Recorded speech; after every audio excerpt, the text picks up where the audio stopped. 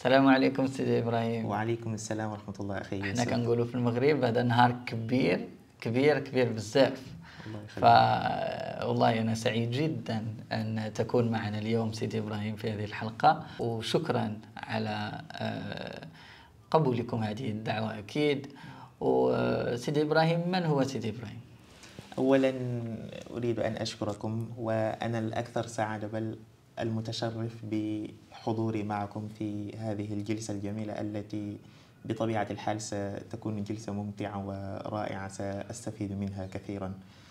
فأما عن السؤال الأول، كما لا يخفى عليكم، الإنسان دائما عندما يتكلم عن نفسه يكون في موقف حرج، لكن عموما أنا إبراهيم توري، هذا اسمي، وأنا من السنغال، وطالب حاليا في مؤسسة دار الحديث الحسنية في سلك الدكتوراه في السنة الثانية. وأحب الفن والجمال عموما، وأحب الشعر أكثر، وأيضا أحب الشعب المغربي وهذه البلاد. أحب ونحن نحبكم أيضا. نعم، الله. أحب البلاد يعني حكومة وشعبا، ومتشرف. نعم. الله يعطيك الخير. نعم. تحدثتم عن دار الحديث الحسنية وهذه الدار العامرة. نعم. كيف كان قدومكم لدار الحديث الحسنية أو اختياركم لدار الحديث الحسنية؟ نعم، أولا لابد أن أعترف بأني لم أكن أعرف دار الحديث قبل التحاقي بها، لأني يعني في السنغال عموما أكثر المستعربين حلمهم هو مواصلة دراساتهم في بلاد الشرق، يعني دول الخليج. لكن أنا قبل حصولي على البكالوريا كان عندي زميل وصديق قريب اسمه عمر فال، الذي هو ما زال يحضر أطروحته في دار الحديث.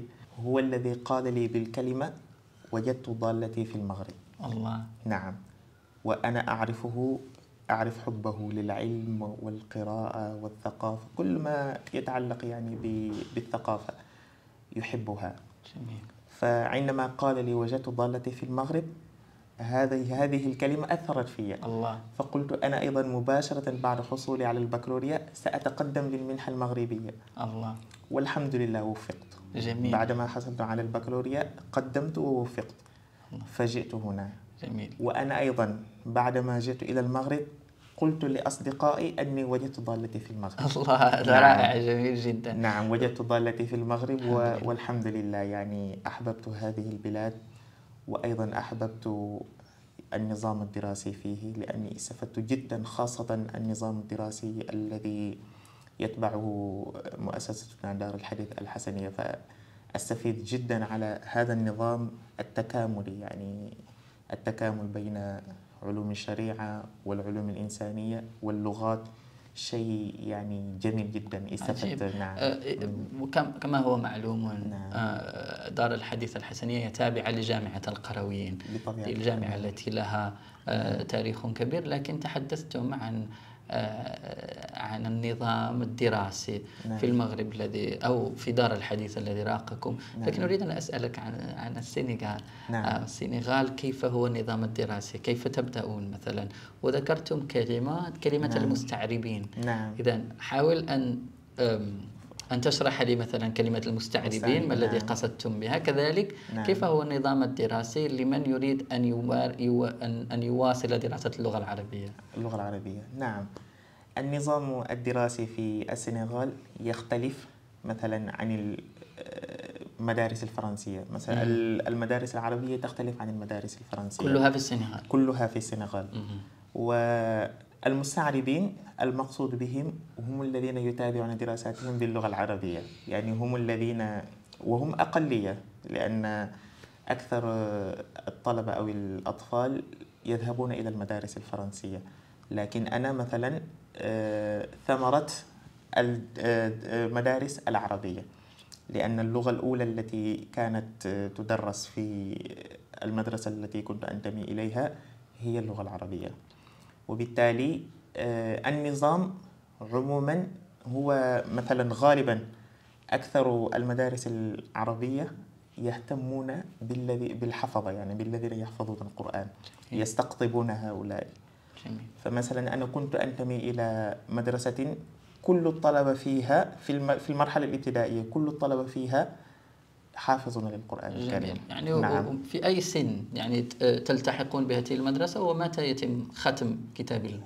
يعني يختلف من طالب إلى طالب. مثلا أنا من أسرة تهتم بالدين واللغة العربية والثقافة الإسلامية، فمثلا نحن عندما يكون للطفل 6 سنوات يذهب إلى الكتاب، وبالتالي يمكن أن يحفظ مع إذا حصل على مثلا 9 سنوات، وأنا حفظ القرآن وأنا ابن 9 سنين، وهناك من يحفظ مع ربما 10 سنين أو يعني حسب توفيق الله سبحانه وتعالى للطفل.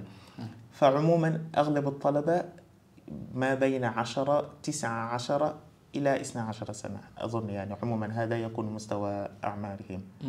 جميل. نعم.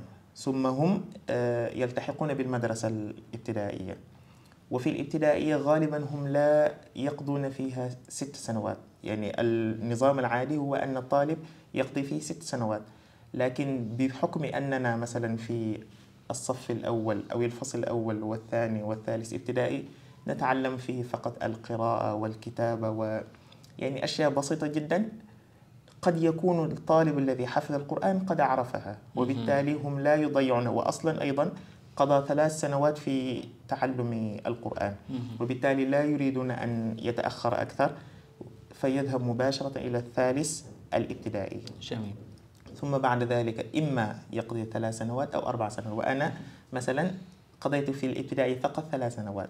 نعم. جيب. ثم بعد ذلك حصلت على اجتزت الامتحان ونجحت والحمد لله، ثم التحقت بالمرحلة الإعدادية. في الإعدادية أيضا غالبا 4 سنوات، وهناك أيضا مدارس فيها 3 سنوات. ثم في المرحلة الثانوية هي 3 سنوات، يعني أول ثانوي، ثاني ثانوي، ثالث ثانوي. وبعد ذلك الطالب عندما يحصل على البكالوريا إما أن يذهب إلى التدريس أو يحاول أن يلتحق بالخارج ليكمل دراسته. هناك بعض الكليات التي تهتم باللغة العربية، لكنها لحد الآن يعني قليل جدا في السنغال. في السنغال. نعم. جميل جدا. نعم. مسار ليس بالهين، ولكن ما شاء الله. نعم. وأيضا نعم. نسيت أن هناك أيضا من يتبع النظام التقليدي. مثلا بعد ما تحفظ القرآن تدرس فقط، هو مقابله هنا التعليم العتيق، فقط المتون العلمية. لن يكون هناك لا شهادة، لكن الطالب عندما يتخرج من هذه المدرسة يشعر أنه ما شاء الله يعني له ثقافة دينية قوية وأيضا ثقافة لغوية قوية. هم أصلا هم الذين يفهمون أو يتقنون اللغة العربية ربما أكثر، لا محادثة. هم يكون عندهم مشكلة للتكلم بها، لأن في هذا النمط الدراسي يعتمد على اللغة الولفية، على اللغة المحلية. مثلا الشيخ ما اسمها؟ يعني نسميه نعم الولفية، هي لغتنا المحلية، ليست هي اللغة الوحيدة في السنغال، لكن هي اللغة السائدة. وبالتالي الشيخ يعلم بهذه اللغة. ثم الطلبة هم سيفهمون، هم إذا قرأوا أي كتاب يفهمون ويكتبون جيدا، بل يتخرج منهم شعراء. لكن عندما يريدون أن يعبروا يعني شفهيا يكون عندهم مشكل، لأنهم لم يتعودوا بينهم فقط يتكلمون نعم. مهارة القراءة ومهارة نعم. الكتابة نعم. وحتى الاستماع، يكون يعني متوفرا، متقدما. نعم متقدما. نعم. لكن مهارة المحادثة أو الكلام صعب، يعني لن تكون متوفرة عندهم. عجيب. لأنهم لم يتعودوا على هذا. عجيب. وما الذي ساعدك أنت سيد إبراهيم على يعني الطلاقة ما شاء الله التي؟ لأني تخرجت في المدرسة النظامية، يعني المدرسة الأكاديمية. فنحن هناك مثلا نحن عندما كنت في الثانوية كنا نتحدث فقط بيننا بالعربية. ممتاز. حتى خارج الحصص. هل هناك تعهد أو هذا؟ كان هناك تعهد، بل كان هناك عقوبة لمن يتكلم هذه باللهجة، يعني أنك تدفع غرامة مالية. نعم. إذا تحدث. نعم إذا تحدث وإن كان هناك يعني لم يكونوا الطلبة يعني لم يكونوا يحترمون هذا.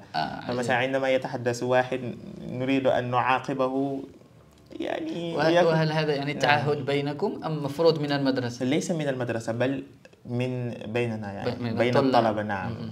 كان عندنا، أنا كنت يعني موفقا أو كنت محظوظا جدا بالزمالة الحسنة، يعني كان عندي زملاء يعني هم الذين أثروا في كثيرا.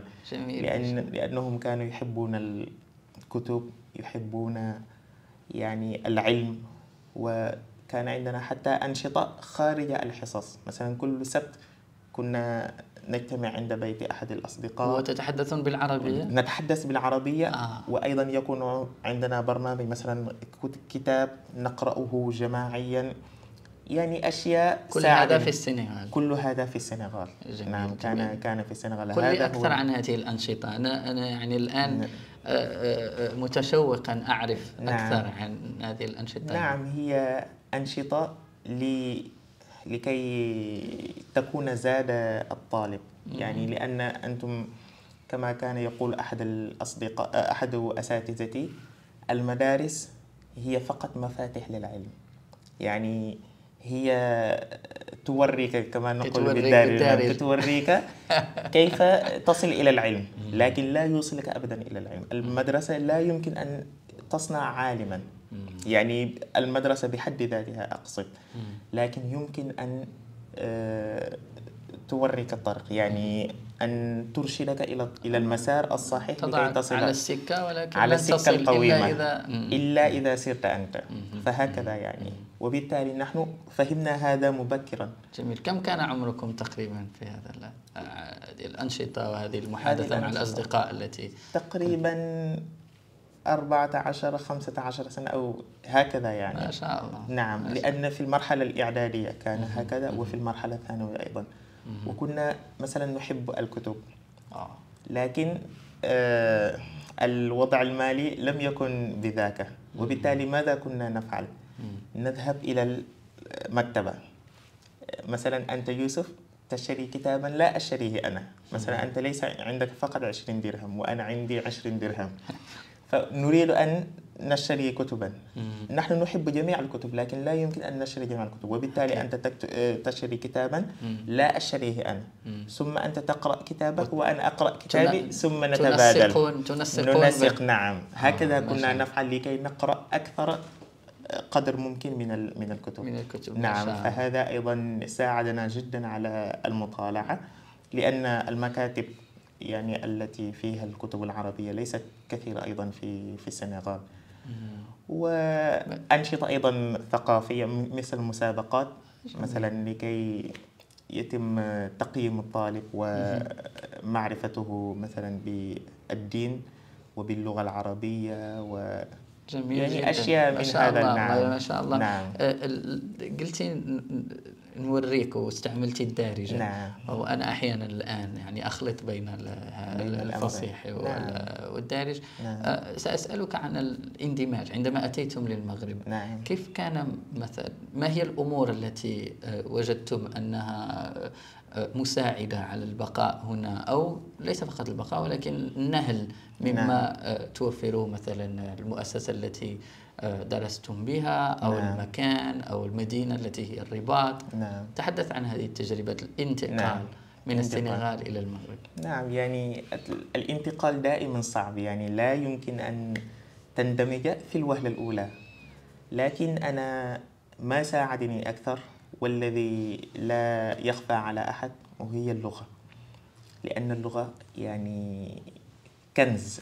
عندما تملك اللغة تملك كنزا عظيما جدا. فهناك مقولة مشهورة تقول بأن من تعلم لغة قوم أمن مكرهم. نعم. لكن أنا أرى بأن من تعلم لغة قوم كسب ودهم. الله. نعم. أنا مثلا عندما جئت إلى هنا لاحظت أنني عندما كنت أتكلم مع مغربي بالفصحى يعني أشعر بنوع من الانشراح في وجهه يعني، وأشعر بأنه يريد أن يحتضن. نعم يفرح نعم، يسعد بهذا، لأنه أولا يرى واحد ليس ناطقا باللغة العربية، يعني اللغة العربية ليس لغة أمه، لكنه تعلمها حتى استطاع أن يتكلم بها يعني وبطلاقة. نعم بطلاقة. وحتى في كثير من الأمور كانت تساعدني يعني، حتى مثلا في الأمور الإدارية، أنت ترى بأنهم عندما يرونك تتكلم اللغة العربية يريدون أن نعم أن يدمجوك، نعم يساعدوك أكثر. نعم. طيب وما كانش يعني أو لم يكن هناك مثلا واحد تضارب بين الدارجة والفصحى، أو الناس كانوا يعني يفهمون بالطبع كان هناك نوع من، لأني أولا في الفصل كنت أعاني في بعض الأحيان مع بعض الأساتذة، وأنا كنت أفهم الوضع يعني، حتى هم عندما يتكلمون بالدارجة ليس يعني يأتي هكذا يعني سليقة دون أن نعم. نعم في البداية أنا كنت أعاني نوعا ما، لأني لم أكن أفهم الدارجة. كنت أفهم جيدا العربية، لكن الدارجة كانت نوعا ما عقبة. لكن مع الوقت بدأت أفهم. كم وقتا يعني ربما استغرقك حتى تنتقل من الطلاقة أو الفهم للفصحى حتى تفهم الدارجة؟ يمكن أن أقول بأنه أخذ وقتا نوعا ما طويل. لماذا؟ لأني كنت في الحي الجامعي الدولي، فمثلا في الحي الجامعي الدولي هناك المغاربة هناك هم الأقلية، وبالتالي تتكلم بالفرنسية ربما أكثر مما تتكلم العرب. مع الطلاب من غرب إفريقيا. من غرب إفريقيا نعم، هناك أكثرهم من غرب إفريقيا. فمثلا الطالب الذي يكون في التعليم عتيق مثلا، نحن كان عندنا زملاء من نيجيريا، وهم كانوا يتكلمون الدارجة بطلاقة. لماذا؟ لأنهم حصلوا على البكالوريا في التعليم العتيق، وكانوا مع المغاربة هناك. أكثر الذين في التعليم العتيق مغاربة، وبالتالي هم يتكلمون معهم يوميا، يتكلمون دارجة، وبالتالي تأقلمهم يكون أسهل من تأقلم الذي مثلا يعيش في الحي الجامعي الذي كأنه لم ينتقل من إفريقيا، ما زال في قلب مجتمع مصغر. نعم ما زال مصغر نوعا ما. لكن مع الوقت يعني كنت مع السوق وأيضا الطلب في دار الحديث الحسنية، لأن في بعض الأحيان المشكلة أنك لا تتكلم معهم الدارجة، لأن المغربي أيضا يريد أن يعود نفسه على التكلم بالفصحى، وأنت تحب الدارجة، وبالتالي يكون هناك هذا التصادم نوعا ما. لكن الحمد لله الآن أفهم جيدا الدارجة، بارك الله عليك، وإن لم أعود نفسي كثيرا على التحدث بها. أتحدث بها في بعض الأحيان، حتى في بعض الأحيان يغيب عني اللفظ بالعربية، فلا يكون عندي بالدارجة فقط يعني. فهذا نعم. جميل. ما هي الأمور الصعبة التي مثلا واجهتكم أو تواجه أو قد تواجه بعض الطلبة عند الانتقال ربما من غرب إفريقيا إلى المغرب؟ نعم. أول شيء يعني لأن بحكم أن أكثر الذين يأتون من غرب إفريقيا لا يتحدثون بالعربية، وبالتالي هؤلاء الذين لا يملكون العربية سيجدون مشكلة نوعا ما في الاندماج. أنا أرى بأن أفضل وسيلة للاندماج هي اللغة. الذي لا يملك اللغة من الصعب أن يندمج مهما كان وضعه، وبالتالي الذي لا يملك اللغة العربية ولا الدارجة فاندماجه قد يكون نوعا ما صعب، لأن الشعب يعني في الشارع الذين تلتقي بهم أغلبهم لا يتحدثون ربما بالفرنسية ولا بالإنجليزية، يتحدثون بالدارجة. مثلا في الأمور الإدارية ربما قد لا تكون هناك مشكلة، نعم في البنك أو في أمور مثل هذه، نعم. لكن مثلا في الشارع عندما تذهب إلى السوق ويعني تلتقي بالشعب، فمن الصعب أن تتكلم معهم يعني. ونعم إذا مشكلة اللغة هذه أولا. كذلك هناك مشكلة الطقس لأن مثلا أنا وأغلب يعني الطلبة الذين كنت معهم من غرب إفريقيا، ولا يخفى عليكم أن الطقس هناك يميل أكثر إلى الحرارة، فنحن تقريبا نعيش مع الشمس طوال سنة. عجيب. ونحن نحس أن الطقس حار هنا، لا؟ لا، الطقس هنا بارد جدا. عجيب. بارد جدا. كيف مثلا أنا جئت في أكتوبر. طيب. جئت إلى المغرب في أكتوبر، وفي أكتوبر يعني يكون هناك يعني قد دخل الشتاء، وبالتالي كنت أعاني جدا يعني من هذا، لأني لم أحس أبدا بهذا يعني هذا الحجم من البرودة في السنغال. طيب، أقل درجة حرارة التي يعني خبرتم في السنغال؟ في السنغال أنتم تعرفون أنا لا أتابع كثيرا يعني هذه، يمكن أن أشعر بأن هناك برودة وسخونة، لكن أن أعرف الدرجة، لكن عموما لا أظن بأنها تقل عن 10 يعني، غالبا أكثر من.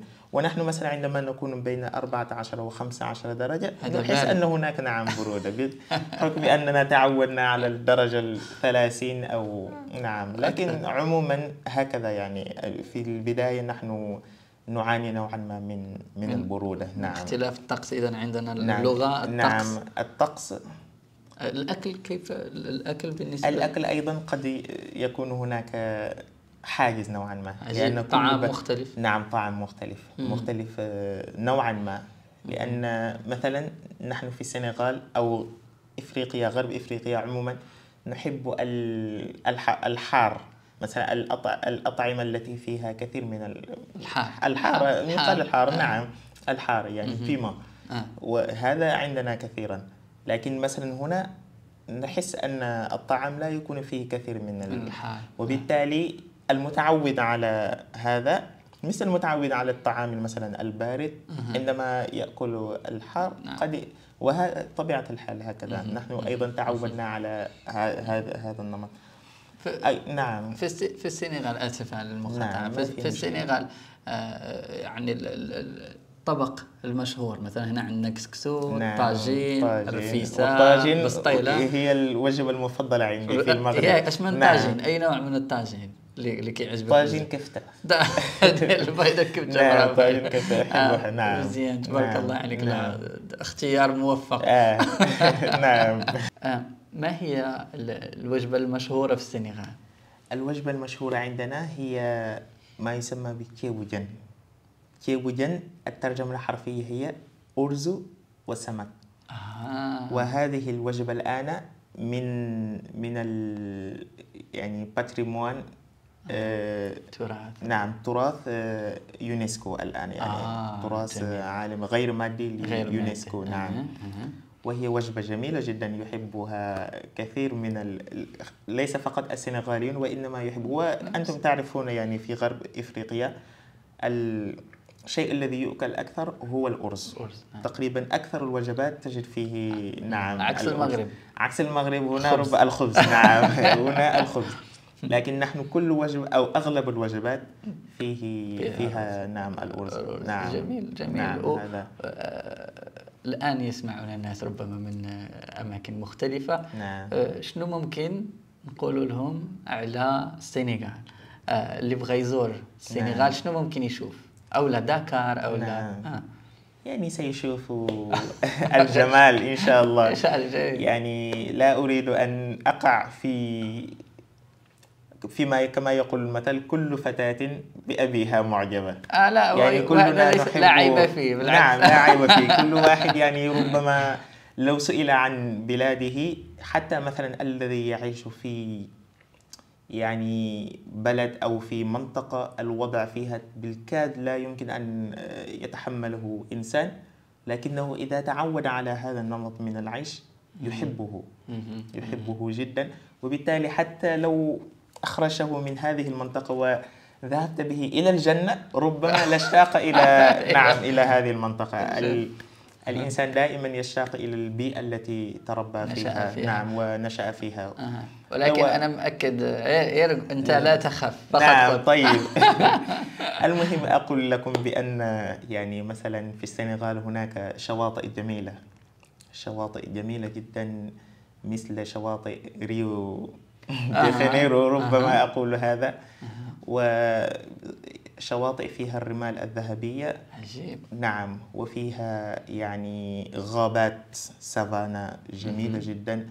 كذلك أيضا مثلا لي بارك، يعني حدائق حيوانات. جميل. توجد محميات. نعم أيضاً. محميات توجد فيها، وفيها تمثال النهضة الإفريقية هذه التي أصبحت رمزا لدكار العاصمة. جميل. ما هو أحسن طقس أو لا أحسن ربما فترة نعم يمكن أن أزور فيها مثلا السنغال؟ أنا أرى يعني هذا يختلف من شخص إلى شخص. هناك مثلا من يفضل الصيف على الشتاء أو الخريف، لكن أنا مثلا أحب يناير وفبراير، يعني يناير وفبراير هذا لأن الطقس هناك يكون معتدلا جدا، وبالتالي لا يكون هناك لا أمطار ولا شمس. جميل. لا شمس، يعني كما قال الله أو أستغفر الله، يعني لا يمكن أن أقارن بين، لكن عموما قريبا منه، يعني لا شمسا ولا زمهرير. يعني يكون الطقس فيه يعني معتدل جدا، بحيث الإنسان يمكن أن يمارس أنشطته السياحية دون أن يشعر بأي تعب. نعم. جميل. نعم، لكن عموما فيه جمال وفيه اختلاف أيضا، والاختلاف دائما ثراء كنز يعني. نعم. فيه اختلاف من حيث الثقافات، القبائل لهجات جميل. أيضا. خلينا في هذا الاختلاف، وأنا كما تحدثنا قبل ذلك أنتم ربما تعدون بحث الدكتوراه عن ماذا بالضبط؟ في هذا السياق يعني. نعم، عن الأعراف الإفريقية، يعني السنغالية لكن في غرب إفريقيا عموما، وصلتها بالشريعة الإسلامية. نعم، عندي هناك كتاب تحدث عن هذه العلاقة بين أعراف والشريعة، وأنا سأقوم بتحقيق الكتاب إن شاء الله ودراسة محتواه. نعم، وخاصة هذه الأطروحة، العلاقة بين الشريعة والأعراف المحلية. نعم. أعطينا مثال عن هذه الأعراف. نعم، يعني عموما يعني هناك من يظن بأن الإفريقيا بحكم أن الدين الذي كان سائدا فيه أو سائدا في غرب إفريقيا من قبل هي الأرواحية، أننا ما زلنا نميل إلى الوثنية في أعرافنا. ولكن أنا أرى بأن حسب ما وقفت عليه لحد الآن أن هذا ربما ليس صحيحا، وبالتالي يمكن أن نقول بأن الإسلام هو المؤطر الأول للأعراف في غرب إفريقيا، خاصة البلاد المسلمة مثل السنغال، نيجيريا، مالي، غينيا. هذه البلاد ترى بأن الإسلام أثر كثيرا في أعرافهم، لكن قد يكون هناك تناقض بطبيعة الحال. يعني هذا تجده حتى في البلدان ربما العربية الإسلامية، تجد أن بعض الأعراف المحلية هناك تختلف نوعا ما عن روح الشريعة الإسلامية. فنحن مثلا هناك بعض القبائل في السنغال الخطبة يرونها موجبة للميراث. عجيب. نعم، فمثلا في الشريعة لا أسباب الزواج أسباب الميراث معروف، يعني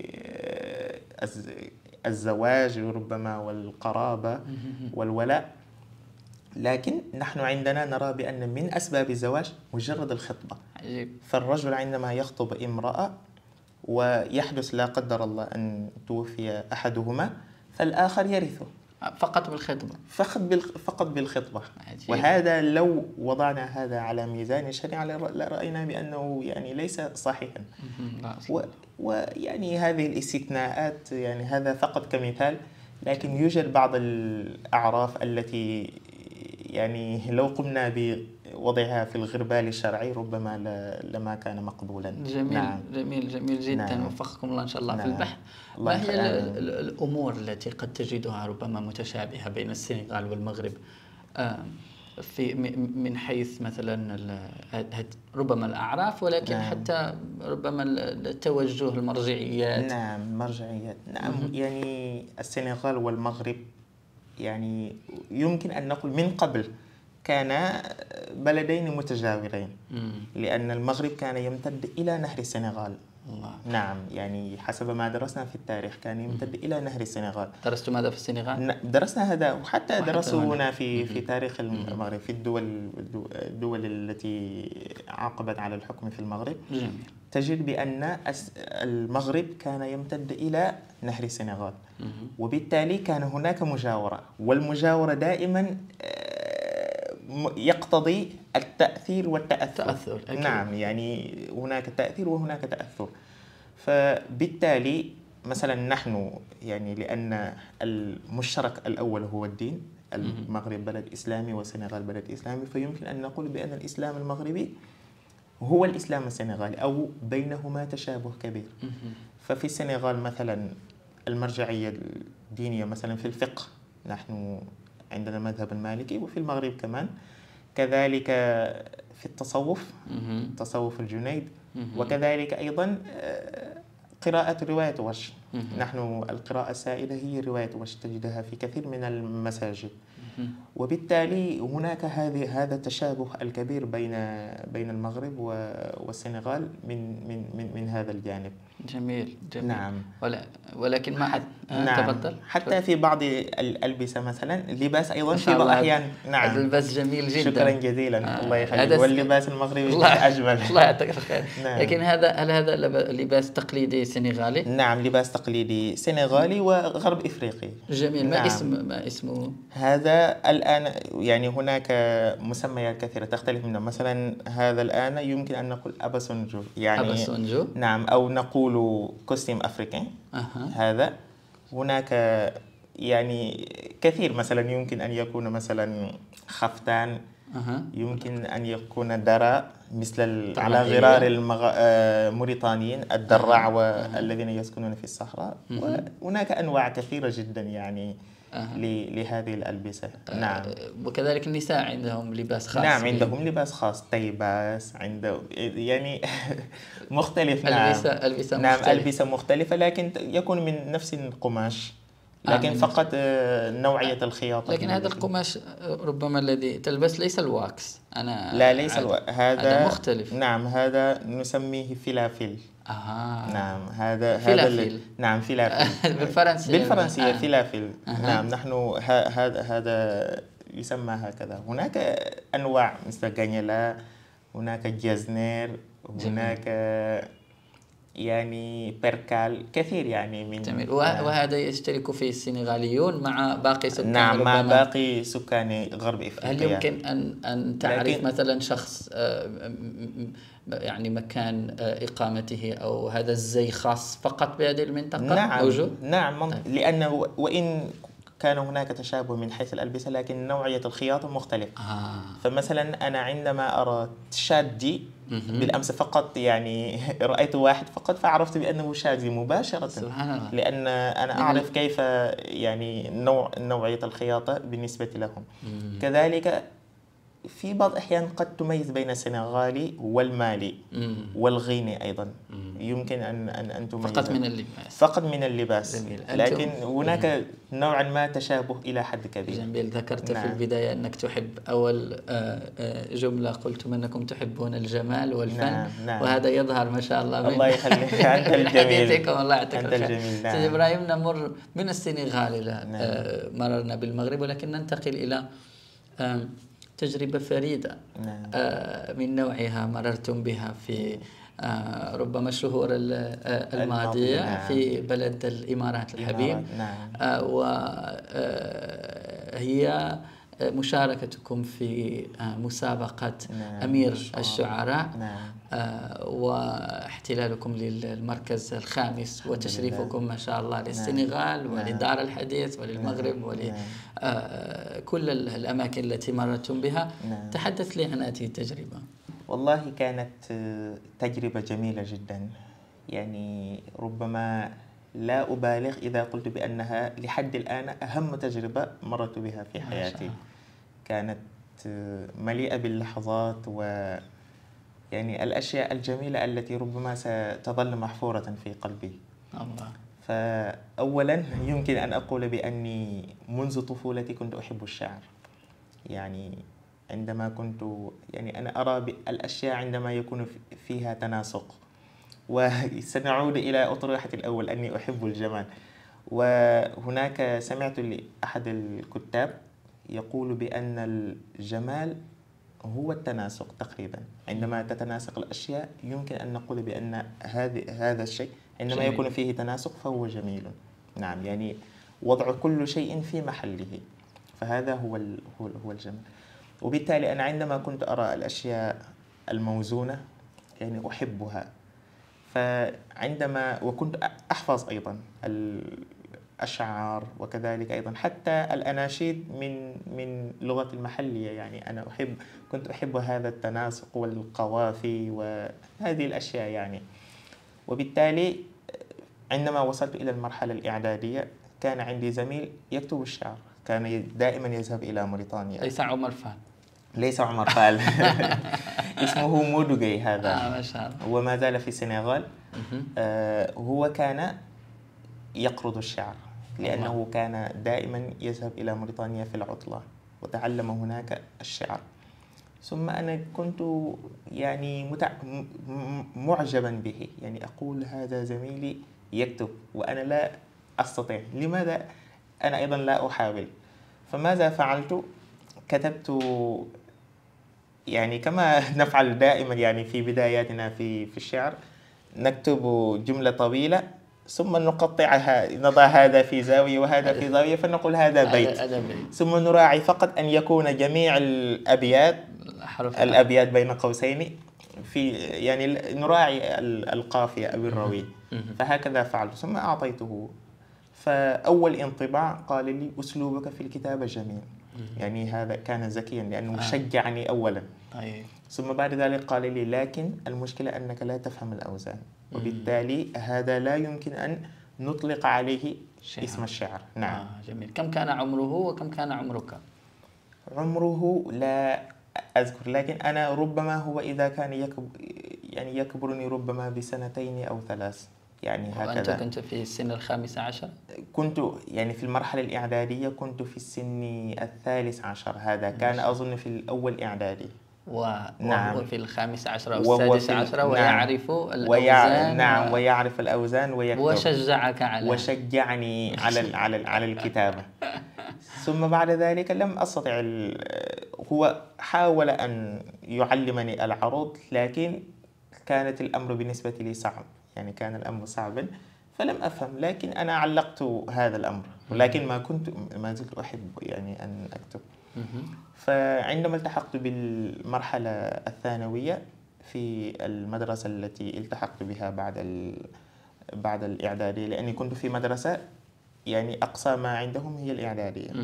إذن بطبيعة الحال سألتحق بغير المدرسة. ففي العطلة الصيفية هناك في أول عطلة كان هناك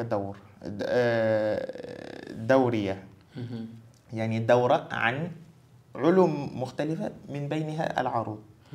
ففي غضون أسبوع واحد كان عندنا أستاذ ما شاء الله متمكن جدا وهو شاعر كبير اسمه عبد الأحد الكجوري. الله. يعني كان هو الذي يعلم مادة العروض. فأنا بعد ذلك بدأت أكتب. بعد هذه الدورة فهمت عموما يعني العروض كيف المسار. سأسألك سؤال يتعلق بهذا. هل تعلمت العروض بالولوفية أو بالعربية؟ بالعربية. جميل. نعم. طيب. تعلمتها بالعربية. إذن الأستاذ كان يدرس بالعربية. نعم. طيب.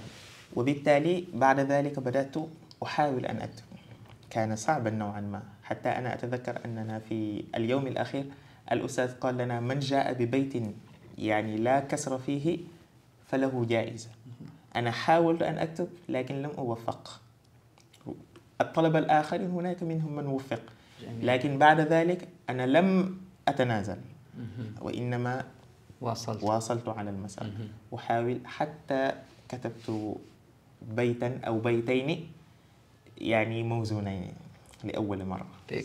في أي سنة تقريبا؟ كان أظن في 2014 فيما أظن. 2014 أظن. نعم. فهكذا يعني. ثم بعد ذلك بدأت يعني ركبت طائرتي في سماء الشعر وبدأت أحلق، وهكذا إلى أن وبرنامج أمير الشعراء كما لا يخفى هو البرنامج الأضخم. نعم. المسابقة الأضخم في الشعر الفصيح، وأكثر جمهور ومتابعة في العالم العربي. نعم. وجائزة حتى يعني القيمة. مرموقة. نعم. قيمة مادية. نعم مرموقة. وبالتالي أنا كان عندي حلم، يعني هذا حلم جميع الشعراء. أكيد. هم شعارهم أمير الشعراء حلم الشعراء. أنا لا أرى بأن هذا مجرد شعار، هذا واقع. صحيح. ولذا كل سنة أنت تجد الآلاف يتقدمون للوصول، لكنهم يختارون فقط من بين المتقدمين 150 أو 120 يتم استخدامهم إلى الإمارات. نعم. طيب. في التصفيات كان في نوفمبر في السنة الماضية.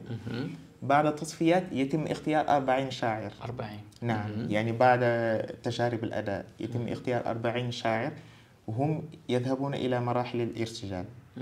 وبعد الارتجال يتم تأهيل 20. يعني يعطونكم موضوعا بعد ذلك ترتجلون. الارتجال يكون يعني هناك قرعة.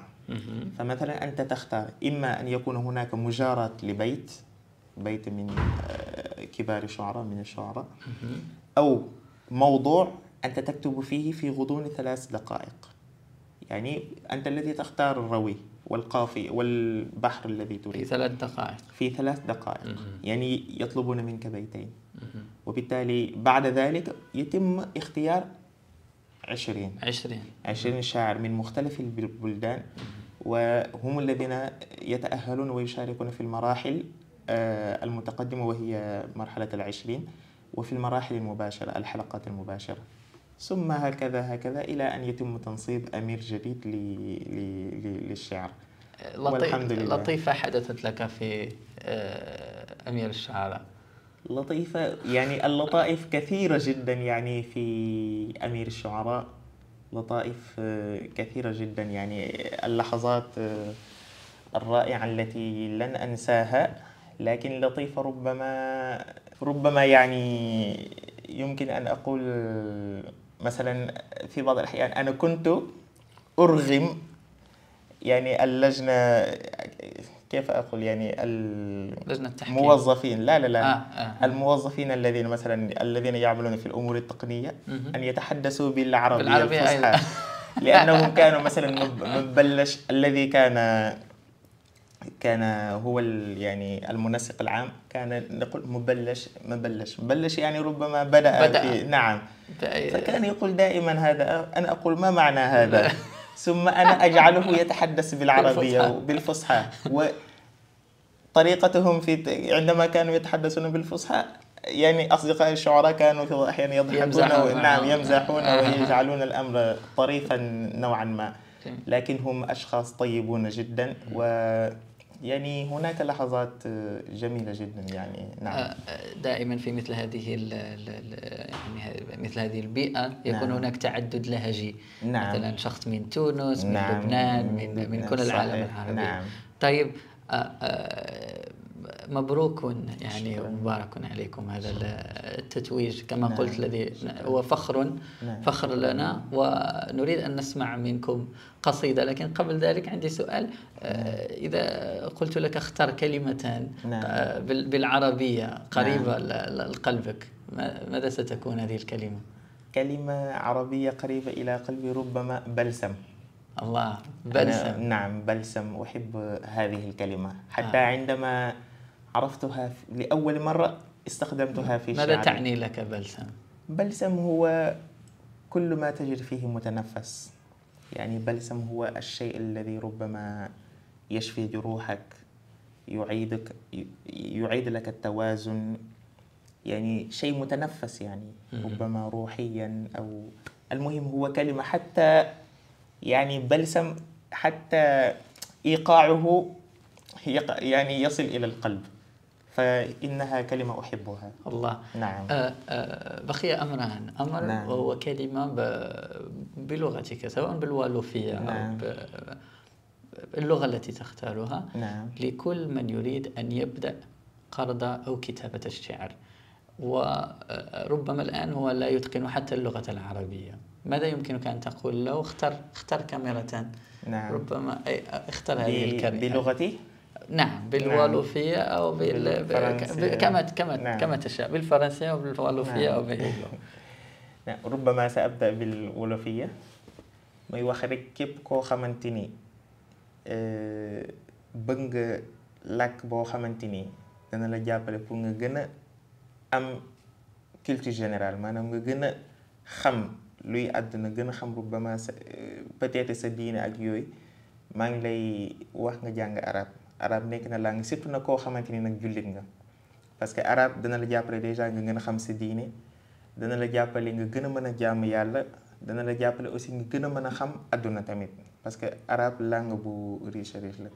C'est pourquoi j'invite tous ceux qui veulent apprendre leur religion, tous ceux qui veulent pratiquer leur religion plus que jamais, je leur dis de bien apprendre l'arabe, parce que l'arabe est une langue très riche.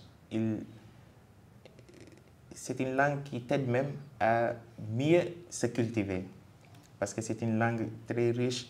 Et même maintenant, les Européens, ils ont tendance à apprendre l'arabe. Même ils écrivent leurs archives en arabe, parce qu'ils savent que c'est une langue qui ne change jamais. Par exemple, le français avant et le français maintenant, l'anglais avant et l'anglais maintenant, c'est très différent.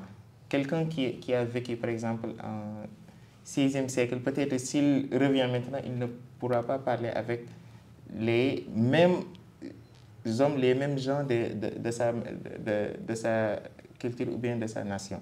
Mais l'arabe, par exemple, Imru al-Qais, quelqu'un qui a vécu il y a de cela plus de 14 siècles, s'il revient maintenant, il va pouvoir parler avec nous. Pourquoi? Parce que l'arabe est une langue intacte, ça ne change pas. Alors je vous invite à mieux valoriser cette langue du Coran, la langue de notre bien-aimé le prophète Mohammed sallallahu alayhi wa sallam. الله عليه وسلم. ونختم بقصيدة نعم. أو جزء من قصيدة نعم. يمكنك اختيارها. نعم. والختم لسيدي إبراهيم. طيب سأختار قصيدة أقول فيها، هي قصيدة حتى ألقيتها في أمير الشعراء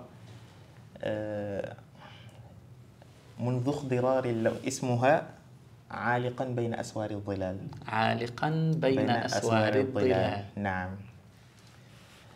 منذ اخضرار اللون كان رمادا، لم يتخذ إلا الظلال بلادا. شبحا أتى عرس الوجوه، كما أتى في مهرجان الضوء غير منادى. ينسل من حمأ المعاني غيمة، ويسيل في نهر المجاز مدادا. مذ خضب الأبنوس درب خياله، ورؤاه تركض في القصيد جيادا. ويشع من قمر الكمان ليزدهي وترا سبى الأرواح والأجساد. يا أيها البن الوسيم، يا أيها البن الوسيم، أكلما عصروك فضت من السنة وقادا. وورثت منديلا، فكنت كقلبه شمعا تضيء متى ملئت حدادا. قرأوك في سفر المرايا هامشا، وتأولوك مسرحا منقادا. لا تبتئس، لا تبتئس، فالأرض أمك لم تقل رفعوا السماء على ما كنت مهادا. قد أودعت رغم الخفوت لآلئا، والبدر لولا الليل ذاب سوادا. الله الله شكرا جزيلا. الله جزاكم الله ألف خير. نعم. وحفظكم وأنا الله كتبت خير. قصائد عن المغرب الله. لأني أحب أعطينا شي حاجة البلاد. أخرى عن المغرب. نعم. إذا تتذكر. نعم. مثلا أتذكر حين قلت: همس الصباح إلي سحر المغرب، وأراحني حتى نسيت تغربي. يأتي فينسدل الجمال على الدنا، لترى الطبيعة فوق سؤل المعجب. ومع النسيم يسيل في ملكوته دربا إلى العلياء نحو المنكب. ما كان عهدي بالصباح كهكذا، حتى اغتديت على جنان المغرب. فانظر إلى العلياء كيف هي السماء، فلقد صفت وتزينت للسبسب. إلى أن أقول: هذه البلاد جميلة بشعوبها. لا أتذكر لأنها قصيدة قديمة نوعا ما. وفي الأخير أقول: إن كنت من سنغال أما أو أبا فأنا بقلبي ما حييت لمغربي. الله. نعم. الله يعطيك الخير سيدي إبراهيم. نعم. جزاكم الله ألف خير. أنا الله والله ما يخليك. سخيت بكم. أنا كما متشرف. نقول تشرفنا يعني، والله لا أجد الكلمات أمامكم والله أنا المتشرف. لأشكركم على ليس فقط هذه الحلقة، ولكن هذا الإمتاع وهذا الجمال وهذا الفن أنت الذي الأجمل. بدأتم الله به يخليك. واختتمتم به. شكرا لكم. إن شاء شكراً الله هذه جزيلاً. الحلقة الماتعة تكون إن شاء الله وتفيد إن شاء الله. الكثير. نعم. شكرا جزيلا. تبارك الله عليكم، ونشوفكم إن شاء الله في حلقات أخرى. إن شاء الله.